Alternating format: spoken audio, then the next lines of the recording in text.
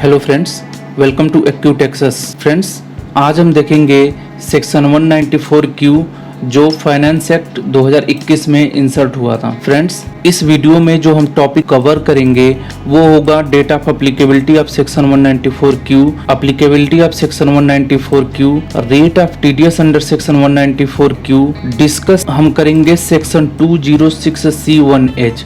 ये काफ़ी important topic होगा, तो प्लीज़ आप इसे अच्छे से इस वाले टॉपिक को अच्छे से समझें और इसमें एक एग्जाम्पल के और केसेस के माध्यम से इस सेक्शन को समझाया गया है। अगला जो टॉपिक है हम डिस्कस करेंगे TDS under section 194 Q applicable on capital goods.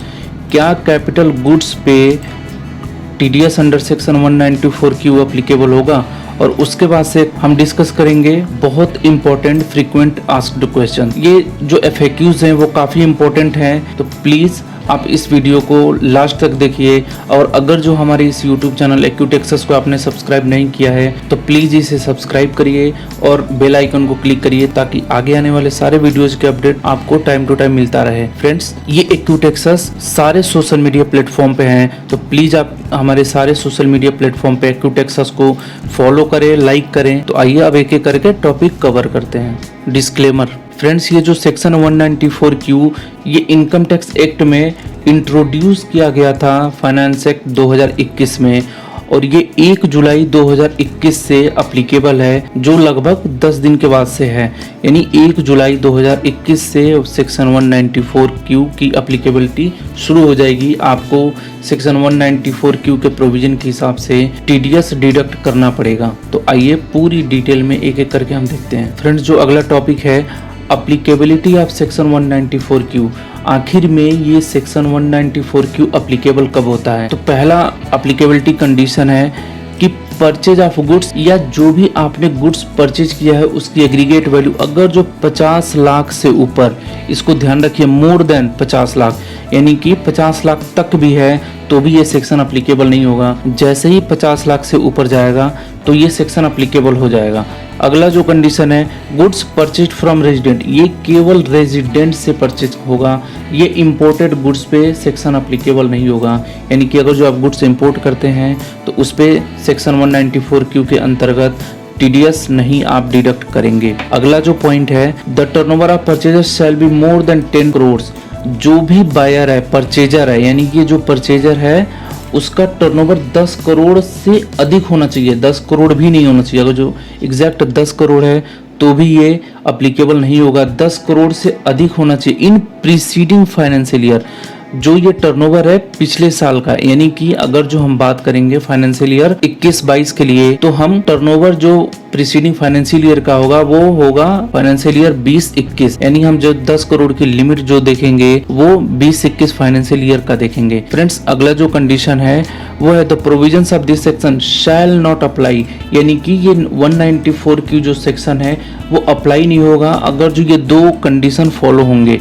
ये as it is income tax के लैंग्वेज में है, यानी कि इनकम टैक्स के सेक्शन 194 क्यू में ए और बी जो क्लॉज दिए हैं उसमें लिखा है कि ये सेक्शन अप्लीकेबल नहीं होगा अगर जो ये दोनों कंडीशन फुलफिल होंगे, यानी कि tax is deductible under any other provision.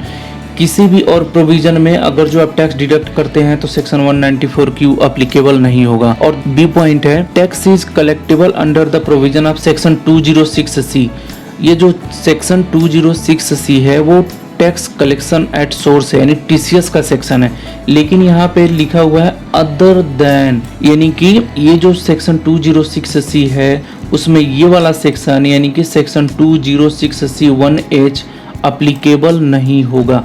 इसको हम पूरी डिटेल में आगे देखेंगे। इसका मतलब ये है कि अगर जो 94 क्यू की अप्लीकेबिलिटी चाहिए तो आपको किसी और सेक्शन में टीडीएस डिडक्ट नहीं करना है और साथ ही साथ टैक्स कलेक्ट भी नहीं करना, लेकिन इसमें 206C1H अप्लाई नहीं होगा। यानी कि अगर जो आप सेक्शन 206C में टीसीएस कलेक्ट करते हैं तो सेक्शन 194 क्यू अप्लीकेबल बिल्कुल नहीं होगा, लेकिन इसमें सेक्शन 206C1H को एक्सक्लूड कर दिया गया है, यानी कि ये दोनों सेक्शन 194 क्यू और सेक्शन 206C1H दोनों अप्लाई होगा। इसको हम डिटेल में देखेंगे आगे चल के। फ्रेंड्स अब आइए हम एक टॉपिक कवर करते हैं, रेट ऑफ टीडीएस। अगर जो पैन अवेलेबल है तो 0.1% और टीसीएस में भी 0.1%, लेकिन अगर जो पैन अवेलेबल नहीं है तो टीडीएस का जो रेट है वो 5% हो जाएगा और टीसीएस का रेट 1% हो जाएगा। फ्रेंड्स यहाँ एक नोट है, ये जो नोट है ये as it is legal language है सेक्शन 194Q का। At the time of credit of such sum to the account of seller और at the time of payment thereof by any mode whichever is earlier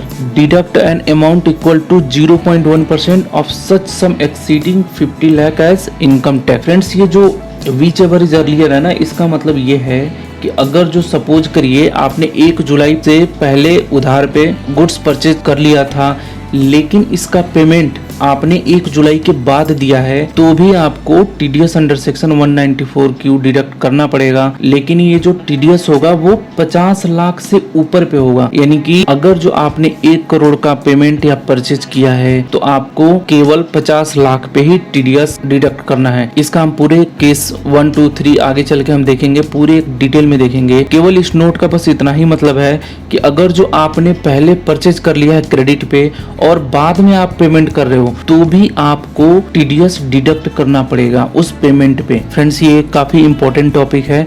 discuss section 206C1H, मतलब कि section 206C का sub section 1H हम इसमें discuss करेंगे। Section 194Q का ये legal language है, ये सेक्शन अप्लाई नहीं होगा। हमने पीछे भी देखा था इस पॉइंट को, एक बार और दोबारा देखते हैं। सेक्शन 194Q अप्लाई नहीं होगा और वो कब होगा, जब ये ट्रांजेक्शन कमिट होंगे कि अगर जो आप टैक्स डिडक्ट कर रहे हैं किसी भी और प्रोविजन में इस एक्ट के, या अगर जो आप टीसीएस कलेक्ट कर रहे हैं सेक्शन 206C में, लेकिन इसमें सेक्शन 206C1H नहीं होगा, यानी कि TCS on purchase of goods नहीं होगा। तो कंफ्यूजन ये हो गया, क्या सेक्शन 206C1H यानी कि TCS on purchase of goods और सेक्शन 194Q जो TDS on purchase of goods है, दोनों सिमिलर हैं, तो कब सेक्शन 206C एप्लीकेबल होगा और कब सेक्शन 194Q एप्लीकेबल होगा। तो फ्रेंड्स सेक्शन 206C1H में एक प्रोविजो है, जो सेकंड प्रोविजो है, इसमें है provided further that the provisions of this subsection shall not apply, यानी कि सेक्शन 206C1H अप्लाई नहीं होगा। जो बायर है वो अगर जो टीडीएस डिडक्ट कर लेता है, यानी कि सेक्शन 194Q जो है वो प्रिवेल करता है सेक्शन 206C1H में। तो अगर जो आप टैक्स डिडक्ट करते हैं अंडर सेक्शन 194Q तो आपको बिल्कुल भी जरूरत नहीं है कि 206C1H में यानी कि सेलर टीसीएस कलेक्ट करे आपसे। इसीलिए अगर जो सेक्शन 194Q में टीडीएस डिडक्ट हो गया है तो आपका टैक्स कलेक्शन नहीं होगा अंडर सेक्शन 206C1H में, क्योंकि सेक्शन 194Q प्रिवेल करता है सेक्शन 206C1H जो second proviso of the section 206C1H है। फ्रेंड्स यहाँ 3 केस दिए हुए हैं, केस 1, केस 2 और केस 3। ये काफी इंपॉर्टेंट है आपको समझने के लिए कि कब टीसीएस अप्लीकेबल होगा और कब टीडीएस अप्लीकेबल होगा और किस अमाउंट पे टीसीएस कलेक्ट होगा और टीडीएस डिडक्ट होगा। तो प्लीज इसे आप अच्छे से देखिए, और ये चार्ट मैं अपने टेलीग्राम चैनल एक्यूटेक्सेस पे भी डाल दूंगा, तो आप वहां से जाके डाउनलोड भी कर सकते हैं। फ्रेंड्स एक एक करके केस 1, केस 2 और केस 3 देखते हैं। ये सारा जो अमाउंट है ये करोर्स में है। टर्नओवर ऑफ परचेजर, जो परचेज करता है उसका टर्नओवर, सेलर का टर्नओवर ये है, गुड्स जो हम परचेज करते हैं उसकी कितनी वैल्यू होगी, और amount paid by the purchaser during the year, पूरे साल में जो परचेजर है वो कितना सेलर को पेमेंट किया है, इसमें क्या एप्लीकेबिलिटी होगी, टीसीएस या टीडीएस। रेट ऑफ टीसीएस और टीडीएस, पैन अवेलेबल के केस में क्या टीसीएस और टीडीएस का रेट रहेगा, amount on which TDS deducted और TCS collected, who is liable to deduct और collect tax, tax to be deducted और कलेक्टेड, ये रुपीज में है, ये करोड़ में नहीं है, आप इसे ध्यान से देखिएगा। तो चलिए केस 1 को हम एक एक करके देखते हैं। केस 1 में जो परचेजर है उसका टर्नओवर 15 करोड़ है और सेलर का भी 15 करोड़ है। जो परचेज ऑफ गुड्स है वो 3 करोड़ है। ये हम मानते हैं ये जो 3 करोड़ है 1 जुलाई 2021 के बाद का है। उसके बाद से 1 जुलाई 2021 के बाद से जो परचेजर है उसने 1.5 करोड़ रुपया पेमेंट किया हुआ है, तो इसमें फ्रेंड टीडीएस अप्लीकेबल होगा, क्योंकि यहाँ पे जो सेक्शन 194Q है 194Q वो प्रिवेल करता है सेक्शन 206C को। इसलिए यहाँ पे जो सेलर है उसके टर्नओवर से कोई मतलब नहीं है, यानी कि परचेजर के टर्नओवर को हम देखेंगे और इसी को बेस मान के यहाँ पे TDS अप्लीकेबल हो जाएगा। ये वाले जो 3 रोज है इसको हम सबसे लास्ट में कंपेयर करेंगे। अगला जो केस है वो है परचेजर का टर्नओवर 15 करोड़, सेलर का टर्नओवर 8 करोड़ और परचेज ऑफ गुड्स है 3 करोड़ और जो परचेजर ने पेमेंट किया है during the year 4.5 crore. Main ये इंपॉर्टेंट है, यानी कि ऑब्वियस ही बात है यहाँ पे परचेजर का टर्नओवर ज़्यादा है तो यहाँ पे TDS अप्लीकेबल होगा। लेकिन यहाँ पे जो पेमेंट परचेजर कर रहा है वो 4.5 करोड़ है, जो यहाँ पे परचेज ऑफ गुड्स से ज़्यादा है, यानी कि 3 करोड़ से ज़्यादा 4.5 करोड़ है। ठीक है, बस इतना आप देखिए। TDS रेट तो पता ही है कि 0.1% होगा तीनों केसेस में। ये वाले जो पॉइंट है अभी लास्ट में हम एक ही साथ देखेंगे। नेक्स्ट जो केस है केस 3, उसमें परचेजर का जो टर्नओवर है 8 करोड़ है, जो सेलर से कम है, तो यहाँ पे ऑटोमेटिकली TCS अप्लीकेबल हो जाएगा। इस केस में परचेज ऑफ गुड्स जो है परचेजर ने किया है 3 करोड़ का, पेमेंट जो किया है वो किया है 1.5 करोड़ रुपए, तो यहाँ पे TCS अप्लीकेबल हो जाएगा बिकॉज यहाँ पे सेलर का टर्नओवर ज़्यादा है, इसलिए TDS अप्लीकेबल नहीं होगा। ठीक है, TCS रेट इसके केस में भी 0.1% होगा। तो अब आइए इन तीनों पॉइंट को समराइज करते हैं। सबसे पहला है amount on which tax deducted और कलेक्टेड। इसमें टैक्स डिडक्ट कितना होगा और टैक्स कलेक्ट कितना होगा। केस 1 में जो टैक्स डिडक्ट होगा, क्योंकि TDS यहाँ अप्लीकेबल है, वो डिडक्ट होगा 2.5 करोड़ रुपए पे। मतलब कि परचेज ऑफ गुड्स 3 करोड़ का है तो उसमें से 50 लाख रुपए कंसीडर नहीं करेंगे, काउंट नहीं होगा। तो 3 करोड़ में से अगर जो 50 लाख माइनस होता है तो 2.5 करोड़ बच गया, तो 2.5 करोड़ पे 0.1% होगा, तो 25,000 TDS डिडक्ट करेगा परचेजर। ठीक है, केस 2 में है कि 3 करोड़ का तो परचेज है, लेकिन जो परचेजर है उसने ड्यूरिंग द ईयर 4.5 करोड़ रुपए परचेज किया है। ड्यूरिंग द ईयर का मतलब है 1 जुलाई 2021 के बाद 4.5 करोड़ का पेमेंट किया है, तो इसके केस में TDS जो अप्लीकेबल होगा वो 4 करोड़ पे होगा, ना कि इस 3 करोड़ माइनस 50 लाख, यानी 2.5 करोड़ पे ना होके इस 4.5 करोड़ में से 50 लाख रुपए माइनस होके केवल 4 करोड़ पे TDS अप्लीकेबल होगा। अब आइए केस 3 में आते हैं। जो परचेज ऑफ गुड्स है इस पे TCS से कोई मतलब नहीं होता, चाहे आप 3 करोड़ नहीं 30 करोड़ का भी परचेज करते हैं उससे कोई मतलब नहीं होता। जो TCS अप्लीकेबल होता है, जो भी हम परचेज करते हैं उसके अगेंस्ट कितना पेमेंट होता है और सेलर कितना अमाउंट रिसीव करता है उस पे TCS अप्लीकेबल होता है, यानी कि हमेशा TCS कलेक्शन ऑफ फंड पे होता है। तो यहाँ पे 1.5 करोड़ रुपए परचेजर जो है उसने पेमेंट किया है सेलर को, तो 1.5 करोड़ में से 50 लाख रुपए माइनस हो जाएगा, तो केवल 1 करोड़ रुपए बचेगा। ये हम मानते हैं ये सारा काम 1 जुलाई 2021 के बाद होता है। वैसे TCS 1 अक्टूबर 2020 से ही अप्लीकेबल हो गया था, जो सेक्शन 206C(1H) का है। तो इसमें 1 करोड़ पे सेलर को TCS कलेक्ट करना पड़ेगा, जो 10,000 होता है, और ये TCS कलेक्ट किससे करेगा? परचेजर से करेगा। फ्रेंड्स, हमारे टेलीग्राम चैनल से ये चार्ट जरूर डाउनलोड कर लें, और कोई भी कंफ्यूजन हो तो प्लीज कमेंट बॉक्स में जरूर कमेंट करिए। फ्रेंड्स, एक काफी इंपॉर्टेंट टॉपिक है कि क्या सेक्शन 194Q जो TDS on purchase of goods है वो कैपिटल गुड्स पे अप्लीकेबल होगा कि नहीं होगा। तो फ्रेंड्स, ये TDS under section 194Q applicable होगा कैपिटल गुड्स पे भी, क्योंकि सेक्शन में ऐसा कुछ मेंशन नहीं किया गया है कि ये कैपिटल गुड्स होगा कि रेवेन्यू नेचर का गुड्स होगा, तो इसलिए कैपिटल गुड्स पे भी अप्लीकेबल होगा। लेकिन एक कंफ्यूजन ये है कि सेक्शन 194Q ये अप्लीकेबल नहीं होता है, जहाँ पे सेक्शन 206C अप्लीकेबल होता है। तो जो व्हीकल होते हैं उस पे सेक्शन 206C में TCS कलेक्ट होता है, तो ये सेक्शन व्हीकल पे अप्लीकेबल नहीं होगा, जबकि व्हीकल भी एक कैपिटल गुड्स है। तो इस केस में, यानी कि व्हीकल के केस में सेक्शन 194Q अप्लीकेबल नहीं होगा, क्योंकि जो व्हीकल है उस पे टैक्स कलेक्शन होता है। फ्रेंड्स, अब आइए काफी इंपॉर्टेंट कुछ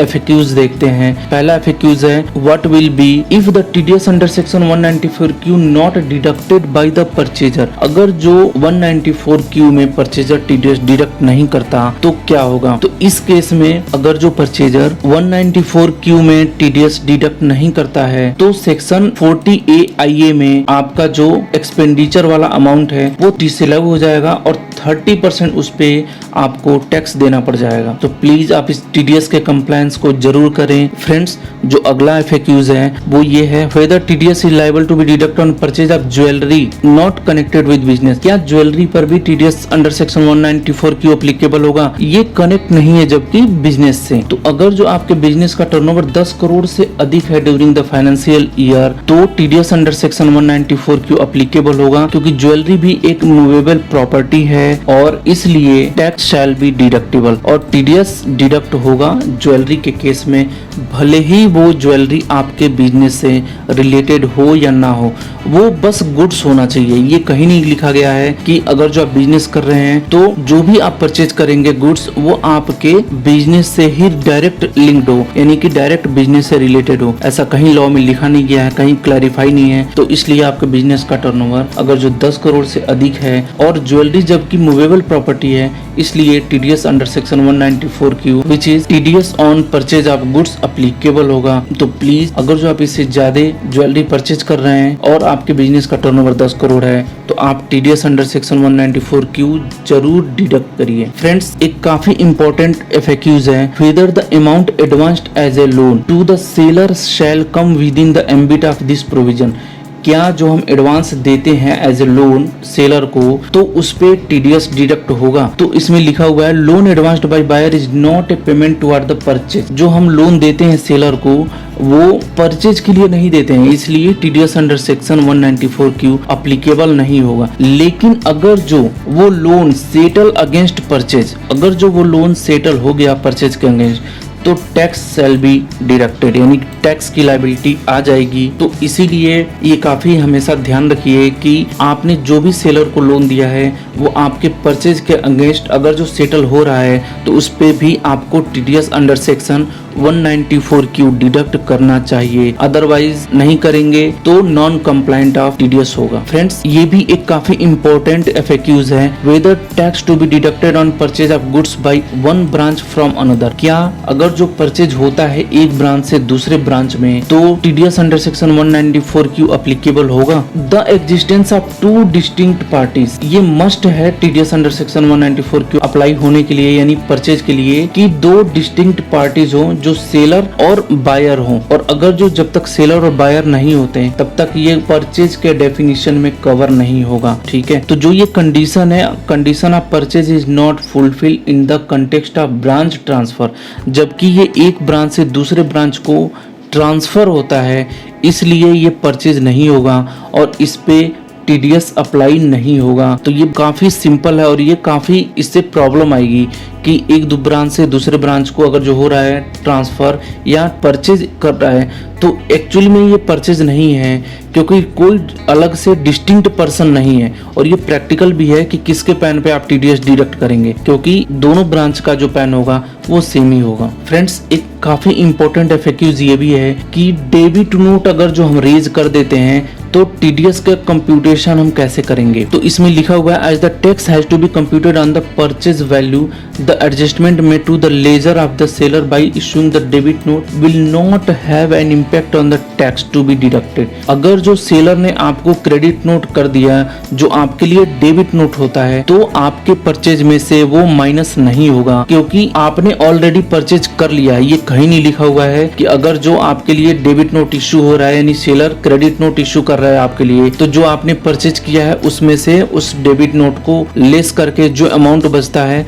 उस पे टीडीएस डिडक्ट करिए। ऐसा बिल्कुल नहीं होगा, आपको पूरे परचेज के अमाउंट पे टीडीएस डिडक्ट करना पड़ेगा, भले ही आप सेलर को अमाउंट कम पे कर रहे हैं, इससे कोई मतलब नहीं है। आपको टोटल विदाउट एनी एडजस्टेड जो रिफंड वाला अमाउंट है उसे विदाउट एडजस्ट किए हुए आपको पूरे पे टीडीएस डिडक्ट करना पड़ेगा। तो आप डेबिट नोट को लेस नहीं करेंगे और पूरे पे टीडीएस डिडक्ट करिए। Friends, thank you very much. अगर जो आपको ये हमारी वीडियो अच्छी लगी हो तो प्लीज आप इसे लाइक करें, शेयर करें और हमारे इस यूट्यूब चैनल एक्यू टैक्सेस को प्लीज सब्सक्राइब करिए और प्लीज बेल आइकन को जरूर प्रेस करिए ताकि फ्यूचर में सारे वीडियोस के अपडेट आपको टाइम टू टाइम मिलता रहे। Thank you very much.